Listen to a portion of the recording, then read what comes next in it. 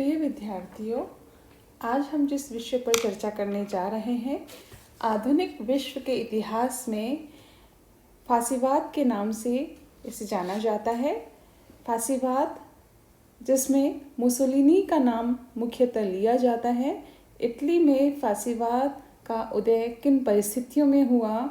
Mussolini, जिसे द्वितीय विश्व युद्ध का एक कारण माना जाता है, किस तरह से मुसोलिनी ने इटली में फासीवाद को लोकप्रिय बनाया और किन किन कारणों से फासीवाद को इटली में सफलता प्राप्त हुई, इन सभी की चर्चा आज हम करेंगे।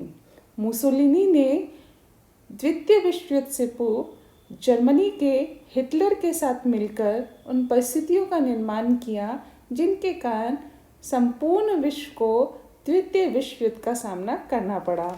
ये कहा जाता है कि प्रथम विश्व युद्ध के पश्चात लोगों के असंतोष के परिणति का जो उदाहरण है, ये सटीक उदाहरण इटली और जर्मनी के रूप में देखा जा सकता है, जहाँ पर सर्वसत्तावादियों की सत्ता का उदय हुआ।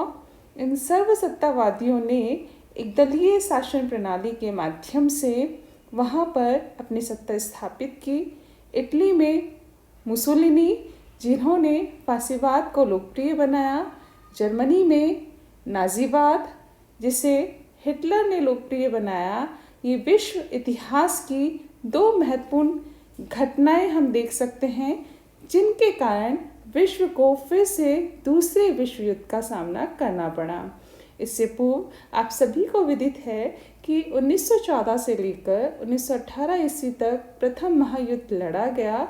इस महायुद्ध की समाप्ति 1918 में जर्मनी के साथ पेरिस शांति सम्मेलन में वर्साई संधि के माध्यम से की गई।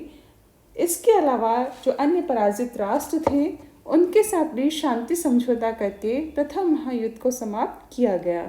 इस युद्ध की समाप्ति में जो विजेता और पराजित राष्ट्र थे, दोनों ही असंतुष्ट थे।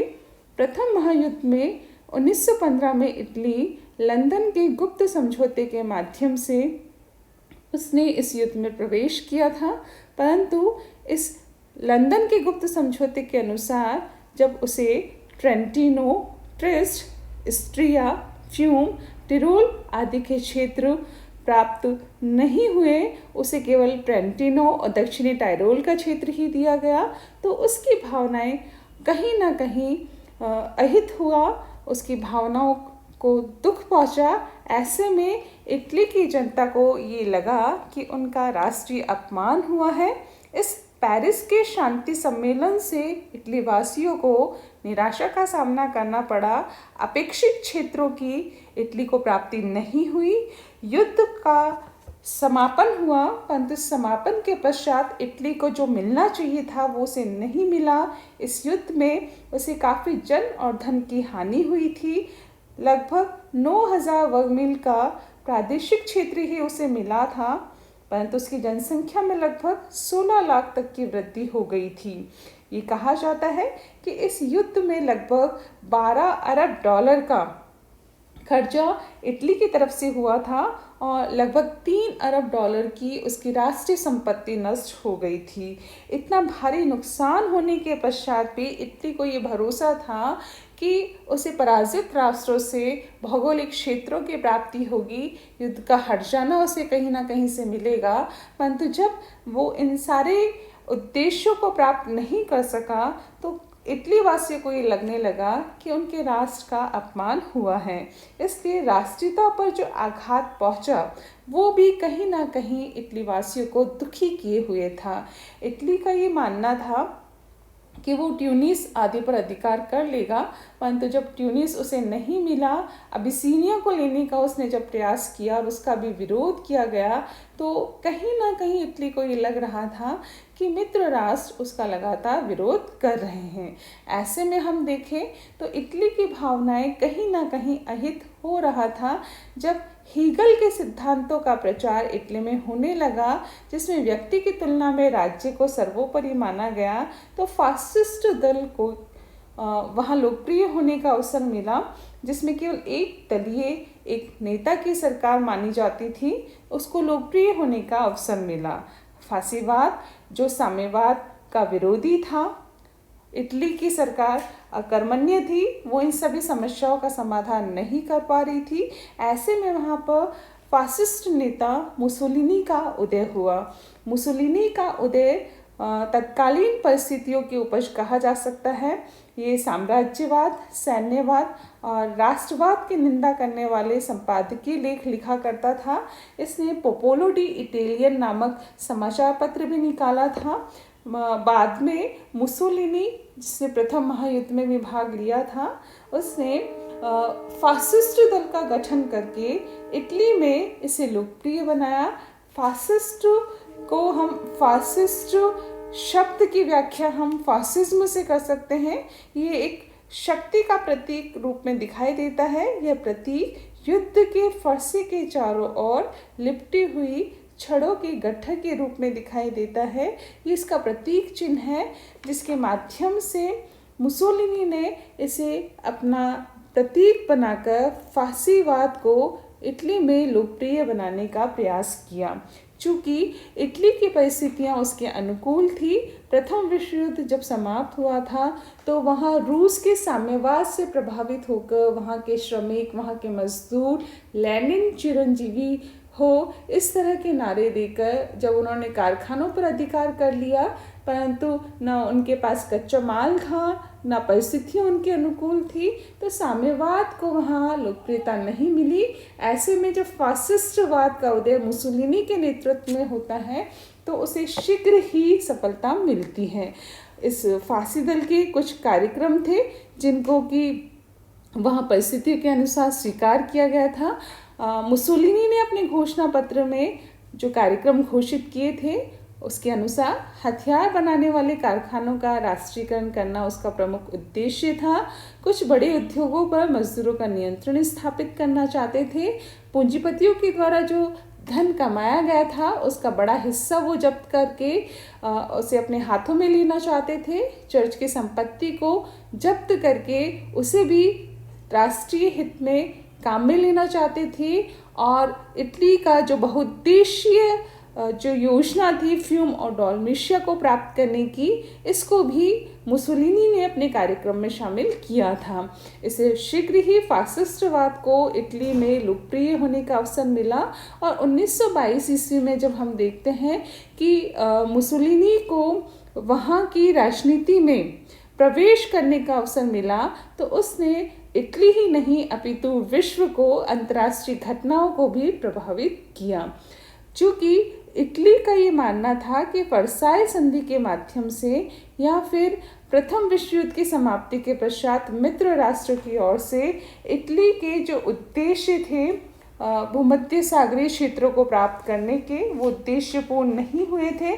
ऐसे में मुसोलिनी ने इनको अपना उद्देश्य बनाया था और जैसे ही सत्ता उसके हाथ में आई थी, उसने सर्वसत्तात्मक राज्य का समर्थन करके व्यक्तिवाद, लोकतंत्र, साम्यवाद, शांति और स्वतंत्र व्यापार का विरोध करके शासन सत्ता अपने हाथ में ले ली थी। इन सब के परिणाम स्वरूप हम देखते हैं कि मुसोलिनी ने अपनी गृह नीति के माध्यम से इटली की आर्थिक और राजनीतिक स्थिति को सुदृढ़ करने का प्रयास शुरू किया।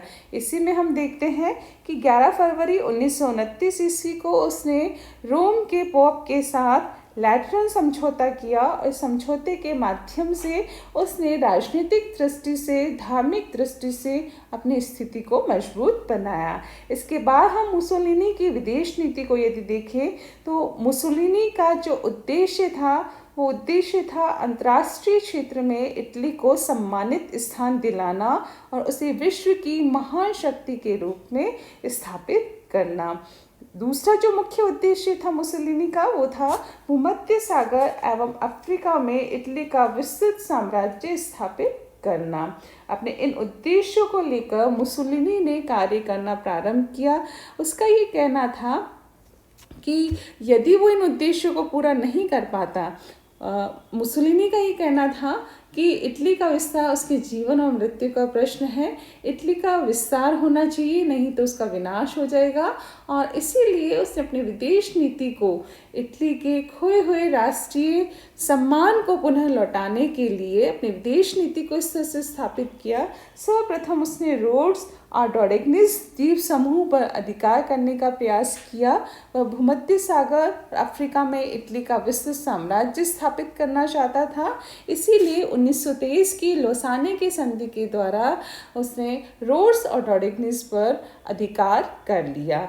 कॉर्फू द्वीप पर भी उसने आक्रमण किया और कुछ अधिकारियों की मृत्यु के बदले लगभग 5 करोड़ लीरा क्षतिपूर्ति के रूप में प्राप्त की। तो कॉर्फू की जो घटना थी विश्व इतिहास की एक महत्वपूर्ण घटना रही है, क्योंकि राष्ट्रसंघ भी इसमें हस्तक्षेप नहीं कर पाया था। तो कहीं ना कहीं ये मुसोलिनी द्वारा राष्ट्रसंघ को चुनौती दी गई थी। इसके बाद फ्यूम और अल्बानिया की जो घटनाएं घटित हुई उसने भी मुसोलिनी के व्यक्तित्व में वृद्धि की। फ्यूम की प्राप्ति हुई। इसके लिए 26 नवंबर 1927 ईस्वी को अल्बानिया को लेकर जो संघर्ष हुआ था, टिराना नामक संधि हुई थी। इस संधि के माध्यम से इटली ने अल्बानिया की राजनीतिक और प्रादेशिक अखंडता को बनाए रखने का आश्वासन दिया था। अल्बानिया ने इटली को यह आश्वासन दिया कि वह किसी भी अन्य देश के साथ कोई समझौता नहीं करेगा जिससे कि इटली को हानि होगा। अल्बानिया के राज्य में सैनिक हस्तक्षेप करके उसे इटली ने अपना संरक्षित राज्य बना लिया था। इसलिए अल्बानिया कहीं ना कहीं इटली का समर्थक हो गया था। ऐसे में हम देखें तो इटली का एक समर्थक देश अल्बानिया के रूप में हमें दिखाई देता है। इसके साथ ही मुसोलिनी ने रूस के साथ भी संधि की थी और इस संधि के माध्यम से 1924 में ये जो समझौता हुआ था, इस संधि के माध्यम से ये व्यापारिक समझौता किया गया था। इसके माध्यम से उसने राष्ट्रसंघ का समर्थन और सहयोग प्राप्त कर लिया था। इसके अलावा उसने 1933 ईस्वी में फ्रांस के साथ भी समझौता किया था। और इसी तरह से हम देखें तो 1935 ईस्वी में जब मुसोलिनी ने अबिसिनिया को लेने का प्रयास किया और अन्य राष्ट्रों ने उसका विरोध किया, तो जर्मनी के हिटलर ने मुसोलिनी को सैन्य और आर्थिक सहायता देकर उसे अपना समर्थक बना लिया। इस तरह से इटली को हिटलर का, जर्मनी का समर्थन मिला और मुसोलिनी और हिटलर दोनों समीप आए, दोनों मित्र बने और दोनों ने इस मित्रता को एक संधि का रूप दिया। और ये संधि थी रोम बर्लिन धुरी, जिसने द्वितीय विश्व युद्ध से पूर्व विश्व में एक महत्वपूर्ण मैत्री के रूप में, महत्वपूर्ण शक्ति के रूप में जर्मनी और इटली को निकट लाया। इसमें जब जापान भी शामिल हुआ तो ये रोम बर्लिन टोक्यो धुरी के रूप में हमें दिखाई देती है। इस तरह से साम्यवाद का विरोध करने के लिए ये तीनों शक्तियाँ एक दूसरे के निकट आई। रोम बर्लिन टोक्यो धुरी का निर्माण हुआ, जिससे कि सर्वसत्तावादी शासन व्यवस्था को प्रमुखता प्राप्त हुई। साम्राज्यवाद को प्रोत्साहन मिला, सैन्यवाद को प्रोत्साहन मिला, फासीवाद को प्रोत्साहन मिला। मुसोलिनी की शक्ति चरम पर पहुंची। और ऐसे में जब मुसोलिनी ने स्पेन के गृह युद्ध में जनरल फ्रांको का समर्थन किया और 1936 ईस्वी में इटली की सहायता से जब जनरल फ्रांको वहाँ का शासक बना, तो एक समर्थक या मित्र उसे स्पेन में मिला। इस तरह से हम देखते हैं कि मुसोलिनी ने अपनी आंतरिक गृह नीति और बाह्य विदेश नीति के माध्यम से अपनी शक्ति को स्थापित किया।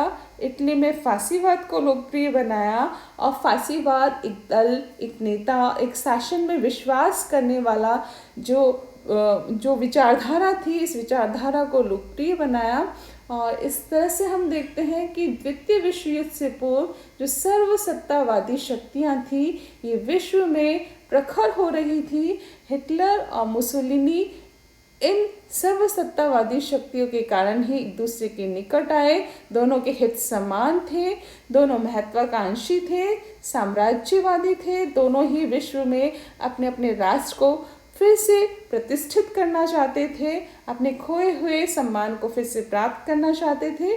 और यही कारण है कि मुसोलिनी ने इटली में फासीवाद को लोकप्रिय बनाया और शीघ्र ही उसने अपनी विदेश नीति के माध्यम से हिटलर जैसा मित्र भी प्राप्त किया, जिसने आधुनिक विश्व इतिहास में 1922 से लेकर 1939 ईस्वी तक, जब तक द्वितीय विश्व युद्ध शुरू नहीं हुआ, तब तक विश्व इतिहास की घटनाओं को प्रभावित किया। 1939 में जब दूसरा विश्व युद्ध शुरू हुआ तो मुसोलिनी ने हिटलर को सहयोग और समर्थन दिया, जर्मनी के साथ मित्र राष्ट्रों के विरुद्ध युद्ध में शामिल हुआ। और उनकी इन गतिविधियों के कारण जब जर्मनी, इटली, जापान और अन्य राष्ट्र उनके साथ मिलकर युद्ध में शामिल हुए तो विश्व को एक बार फिर से द्वितीय महायुद्ध का सामना करना पड़ा।